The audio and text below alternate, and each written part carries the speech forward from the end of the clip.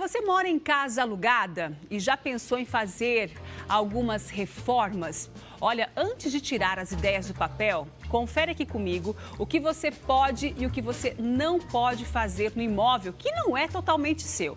Quem conversa com a gente sobre este assunto é a advogada e empresária Priscila Moraes. Se você de casa tiver alguma dúvida, já manda aqui pra gente no nosso WhatsApp 43 3315 1313 a sua dúvida. Eu já tenho várias dúvidas, viu, Pri? Boa tarde, seja bem-vinda, viu? Boa tarde, bem-vinda. Obrigada pela sua presença aqui para falar sobre este assunto que é muito importante, porque a gente sabe que as pessoas hoje, em grande parte, né, muitas pessoas vivem em casas alugadas, apartamentos alugados e querem fazer aquela melhoria. Mas até que ponto que eu posso estar modificando, alterando ali o espaço que eu convivo, que não é meu, apesar de pagar, né? Sim, primeiramente, a lei do inquilinato, ela tem um dispositivo próprio na lei, que é a Lei 8.245, que ela pauta sobre tanto desde a hora do início da locação, do contrato de locação, das obrigações do locador e do locatário, bem como as obras que podem ser feitas dentro de cada imóvel, de cada tipo de imóvel, que é muito importante que a pessoa se atente a isso quando já está firmando aquele contrato. Porque a história do aluguel, ele começa ali, na escolha do imóvel, né? No contrato que vai ser firmado. E tudo que tiver acordado ali é o que vai poder ser feito. Eu tenho que olhar ali no contrato que eu assinei quando eu fui alugar aquela casa, aquele imóvel. Sim, sim. Desde a vistoria, quando você aluga um imóvel, normalmente a imobiliária, o locador vai te chamar para fazer uma vistoria prévia nesse imóvel. Vá na vistoria, olhe todos os itens, anote se tem alguma coisa que não está dentro do que está descrito naquele memorial para você. E daí, a partir daí, vocês vão firmar o contrato e vai começar a relação de aluguel entre locador e locatário. Você chegou a ver a matéria da digital influencer, da youtuber? Vi, sim. A gente está vendo ali uma foto, gente. Da onde que a gente tirou essa ideia, né? De trazer esse assunto aqui para também levar informação. De repente, você de casa não viu essa notícia. Isso é uma kitnet, onde uma digital influencer, uma youtuber, na verdade, ela alugou e ela modificou um monte. E aí, na hora de... Acho que ela foi entregar, eu acho que o locador, ele pediu a casa, né? E aí, agora que ela foi ver... Na hora, como ela tem isso também, quando ela é influencer, né? Todo mundo acompanhou essa mudança toda e deu no que falar. Quando o dono viu, ele quis, assim, aumentar aluguel, ele quis cobrar dela, né? Uma satisfação dela ter modificado tanto o ambiente que ele alugou para ela. E aí criou toda essa notícia, esse contexto e uma informação que a gente, né? Falou assim, opa, vamos trazer para o Vitrine para levar esse conteúdo para o pessoal. Isso ali, ó, ali a digital influencer, a youtuber, né? Isso pode? O que acontece? Você chegou a ver esse caso? Sim, cheguei a ler a matéria. É muito interessante, por quê? Porque essa matéria nos traz a questão das obras. Existem 3 tipos de obras: as obras necessárias, as obras úteis e as obras voluptuárias, que nós chamamos. As obras necessárias normalmente são, inclusive, indenizáveis pelo locador, dependendo do caso. Por quê? Porque é aquela torneira que não está funcionando, então elas são ali para o bom funcionamento do imóvel. Então, essas obras, elas podem ser feitas e depois pode ser pedido ressarcimento, dependendo do caso, ou acordado também com o locador. Já as obras necessárias, vou dar um exemplo para você. Olha, eu moro numa casa e eu quero fazer uma cobertura. Você vai acordar com o seu locador até onde você pode fazer, até onde ele aceita, se vai ser indenizável ou não. No caso em tela, o que acontece? Acontece que, pelo que eu vi ali da história, ela não avisou a esse locador que ele estava fazendo todas essas reformas. E essas reformas são reformas voluptuárias. O que são essas reformas? São aquelas de embelezamento, para deixar o imóvel mais bonito. Olha, o imóvel já tem um armário, mas eu quero trocar porque eu quero que aquele armário combine com a minha mobília. Já essas precisam sim sempre, qualquer obra que se faz precisa ser comunicada ao locador e dificilmente elas vão ser indenizáveis, né?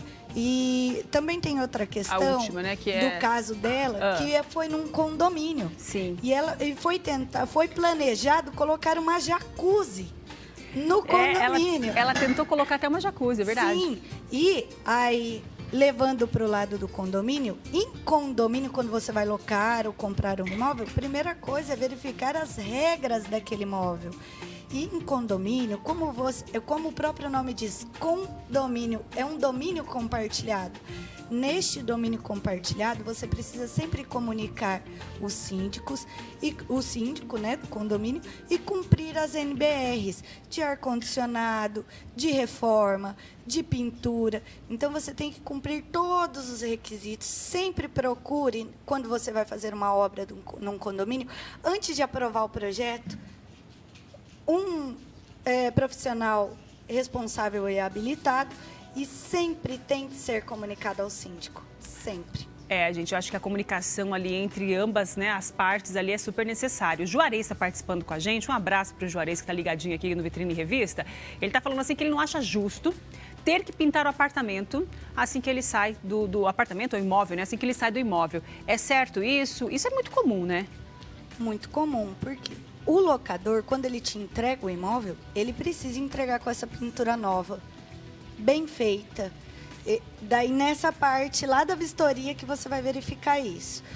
E a lei do inquilinato fala que o imóvel ele tem que ser entregue nas mesmas condições que ele foi colocado à disposição. Desta forma, se você recebeu o apartamento pintado, pintura nova, você vai ter colocado quadro, você vai ter um sofá que vai ter sujado a parede, então você precisa efetivamente entregar esse móvel pintado da mesma forma que você o recebeu. A Liliane também está participando com a gente. Um beijo para a Liliane. Obrigada pela sua participação, Liliane. Ela está falando assim que ela quer entender o porquê que a gente tem que pagar taxa quando vai mudar, né, do prédio, do condomínio. Se isso é de direito, de obrigação da pessoa que está mudando ou se é do proprietário, do dono do apartamento, do imóvel. Bom, quando é um condomínio, você vai olhar para o regramento desse condomínio.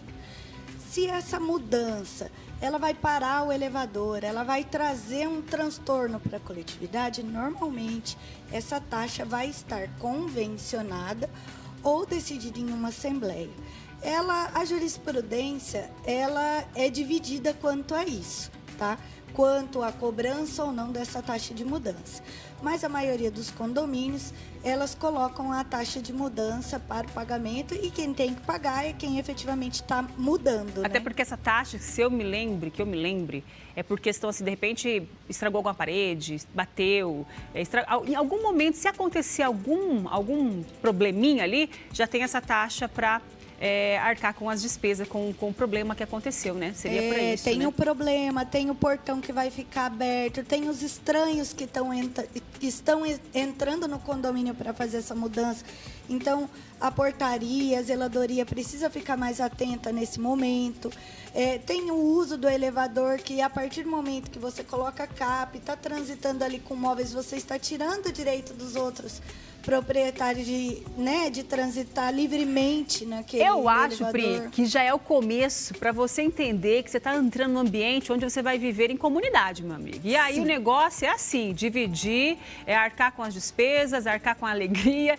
Na alegria e na tristeza, você vai dividir ali tudo que você está convivendo, né, nesse ambiente que você está morando. Agora a Caroline, está participando com a gente e está falando assim uma pergunta polêmica. De quem que é a obrigação do IPTU? Do dono do imóvel ou de quem está morando neste imóvel? Quem que tem que pagar o IPTU? Depende. Depende do que você pactuar no contrato.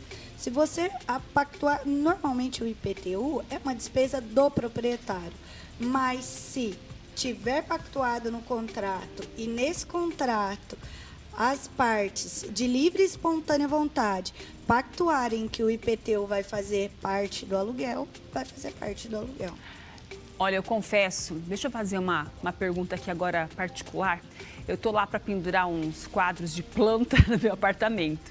Esses furos que eu vou fazer nesse quadro, esse quadro que eu vou pendurar, a obrigação, é claro, minha depois de fazer ali a manutenção. Isso aí mas eu vou ter que pintar já o apartamento na saída. Então, já faz tudo ali, não é?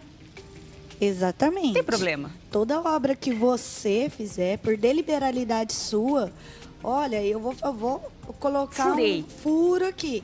Tudo bem? Sempre lembrando, quando você vai fazer furos na parede, sempre tem que dar uma olhadinha na planta para de repente não furar um cano.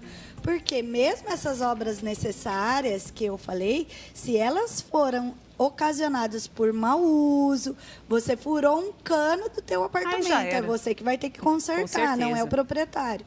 Então tem que ver todas essas nuances. Olha, eu vou furar a parede, será que eu posso furar essa parede? Será que eu não vou acertar nenhum cano? E se você furar a parede, depois você vai ter que fazer o devido reparo e depois a devida pintura para devolver esse imóvel sempre assim. É uma regra, né? Sempre nas mesmas condições que você o recebeu. Perfeito. Qual que é a última pergunta aí, Sá? A polêmica do barulho depois das 10 horas. Saindo um pouquinho aqui dessa questão de reformas, né? Mas toda mudança, né, faz barulho, né? E quando a gente reúne pessoas em casa também faz barulho. Como que fica essa questão do barulho de apartamentos, né? Quem mora em condomínio, tem uma regra em cada condomínio, você tem que ficar atento ou você pode avisar, pessoal, lá avisa no grupo do condomínio. Hoje eu vou fazer uma festa de arromba, tá? Até meia-noite a festa vai estar rolando aqui na minha casa, então vocês que aguentem. É por aí? Não. Como você bem falou, a partir do momento que a pessoa ela opta por morar em um condomínio, em um espaço compartilhado, ela deve estar ciente que ela vai ter vizinhos e que esse condomínio tem regras. Antes de entrar, eu sempre brinco que antes de você comprar ou mudar para um apartamento, peça a convenção e o regulamento interno, para ver se essa convenção, se esse regulamento interno se adequam aos seus costumes pessoais. Poxa, eu adoro assim, a música alta, adoro receber. Olha, então você tem que ver se esse condomínio que você vai morar abre para isso. Normalmente, as regras, elas... É diferente de você fazer uma festa onde, mesmo depois de um aviso, você simplesmente ignora aqueles avisos, né? Vai ser passível de advertência, vai ser passível de multa, dependendo do caso. A gente sempre fala no direito, a gente tem uma norma que é o princípio da proporcionalidade. Olha, você passou 10 minutos daquele horário e a hora que o porteiro ou o síndico te comunicou, você parou ali na hora. Vai caber uma advertência, mas não vai caber uma multa de cara. Agora, olha, você foi avisado, você é reincidente e mesmo assim você continua fazendo as suas festas de arromba.